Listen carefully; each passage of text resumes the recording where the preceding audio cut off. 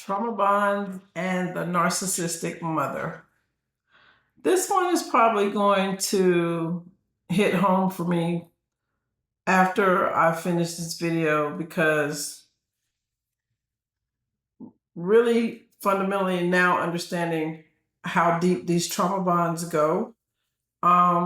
It takes a while to really process what you've actually been through. And when you face it, you can go through different types of emotions. It can range from anger to relief of knowing what you actually have dealt with, confusion, because you're still going to be asking the questions, why? Like, why me? Um, so let's get started. How do narcissistic mothers create trauma bonds? And I've thought about this for a while. Like, how did the trauma bond actually start?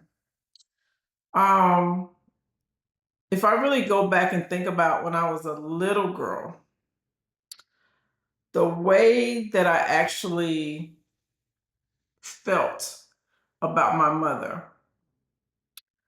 I remember loving my mother and thinking, "Oh, she was the best person in the world."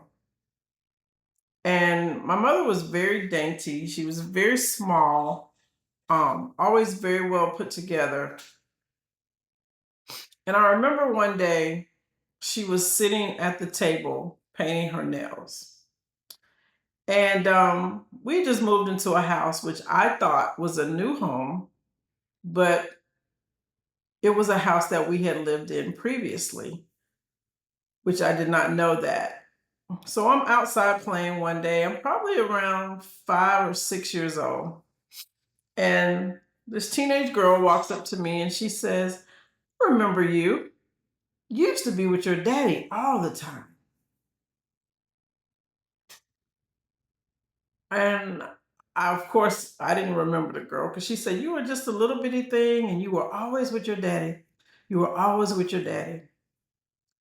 And I remember going in the house and my mother, she was painting her nails. She was very, very delicate. She did everything with precision. Back was always straight, very good posture, very ladylike, very southern. Now they would say very demure. She had that down to a science. Very mindful. She was. And I remember sitting at the other end of the table and I said, there were some girls outside and they said they remembered me playing with my daddy. I said, how's that? What daddy are they talking about? Because the daddy that I knew was not my real daddy. He was my stepdad. I will never forget the look on her face. There's a few times that haunt me when I think about her, and that's one of those times. She gave me this smirk, and from that point on, she reminded me of Joan Crawford from Mommy Dearest. And she looked me dead in my eyes and she said, "Don't you ever talk about that man again. You have a new daddy now. Don't ever bring that man up." I will never forget that. So, how does a narcissistic mother create trauma bonds? It could be from threats. It could be from making you do things for them. It could be they could love bomb you and give you a bunch of attention and then turn it into emotional neglect and criticism. So, a range of things that they can do. But that's my first memory of probably establishing that trauma bond. Um, and it's emotionally confusing for the child, definitely.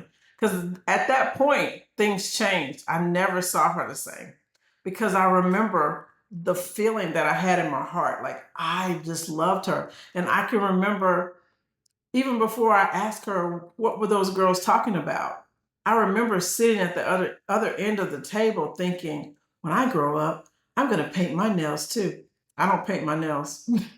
Like, I think one of the things that happened from me being trauma bonded, I decided to be completely opposite. So I don't paint my nails. Um, and probably everything that I probably admired about her, I'm completely opposite. I'm never dressed up. I'm very seldom mindful and demure. I have to laugh because honestly, I think it's psychological. But they do confuse the child because their behavior is so inconsistent. It is so inconsistent. You can never get 30 days of the same behavior. And the more and more I think about it, when was the behavior nice to me? At church, at school functions, at things that were surrounding other people where they could watch the behavior. Um, yeah, maybe at her job. She was a librarian, so I spent a lot of time in the library, a lot. So teachers were in and out all the time, other students were in and out all the time. So anytime there was a professional setting, a social setting, yeah. And people would say, "Oh, your daughter's so this or your daughter's so that," and she would do this. Don't tell her that. And I can remember even into my 30s, one day we were talking to one of her friends, and the lady said, um, "Your daughter is so pretty." And she says, "Oh, we don't say that. We never call her pretty." Now that I'm older, that's traumatic. That's very traumatic to hear your mother just not say thank you. Oh, we don't say that. And I remember when we got in the car that day, I probably had a confused look on my face. And I remember her explaining to me why she told a lady that. And she says, "You should never think of yourself as being nice looking or pretty because one day you're going to get old and you're going to be ugly just like me." Okay. So, some examples of trauma bond behavior. Feeling guilty for not meeting her expectations. Like I said, she was a very small, petite woman. I've never felt small. I've never been petite. Um, I can remember when I was in second grade, I was very tall for my age. I was very big for my age. And she would always say, "I'll be so glad when your age catches up with your body." Those things, you really don't realize how it's not something that you really want to hear from your mother, especially your tiny little petite, cute little mother. Um, and I think about because I've been cooking like literally full meals since I was 8 years old. I used to brag about that. I don't brag about that anymore because I'm realizing that that was a trauma bond. That was probably the only time that I actually got positive reinforcement, or at least in my mind, from my parents because I was literally cooking the home meals at 8. And that was probably the only time that I got probably recognition or just acknowledgement for doing something. So that's an example of the trauma bond behavior, always trying to find a way to get that love, always trying to say, look at me, look what I did. It didn't work with my grades. Um, I would make straight A's, and I have been signing my mother's signature since probably second, third grade. She didn't even look at my report cards, I guess. And in my mind, I'm thinking, oh, it's because you made A's. There was nothing to look at. You should acknowledge your children's grades, good, bad, or indifferent. Um, so I was always constantly trying to earn her approval. And I think I probably got to a point where I just didn't worry about it because I think I just realized I wasn't going to get it. And as I got older, I became a real estate agent, in probably my mid-30s, almost 40.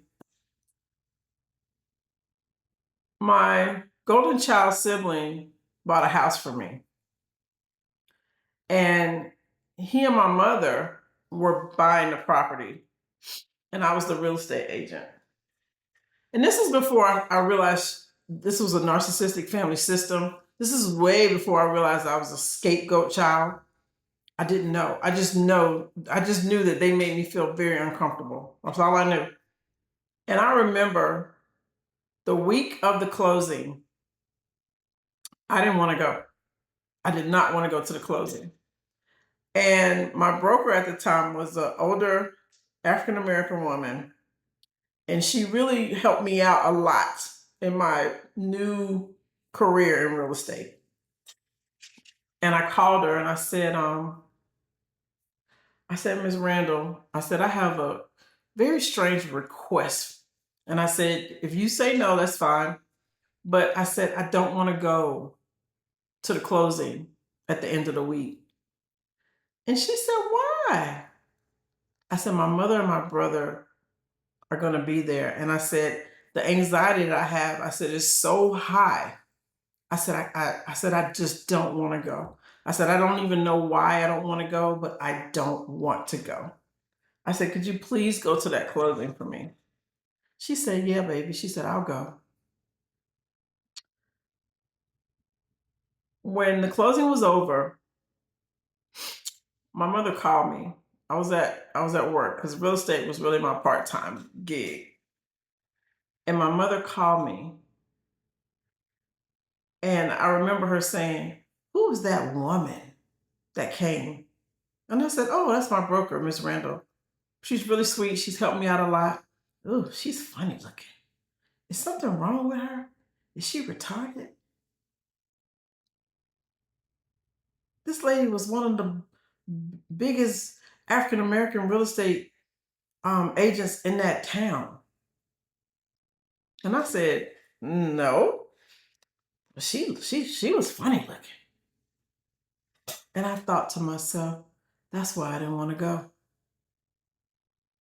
She was ready to pull me down. But since I didn't show up, the person who was there to represent me and probably spoke very highly of me, she put them down instead. So if you have examples of your trauma bond behaviors with your mother, please leave them in the comment section. Please, let's talk about it. It's real. You have not made it up. And we're going to get through it together, and we're going to recover from this, and we're going to have the life that we were created to have.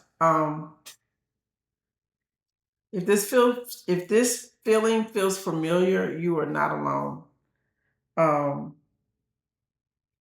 In the next video, we're going to talk about how we're going to break free from these bonds.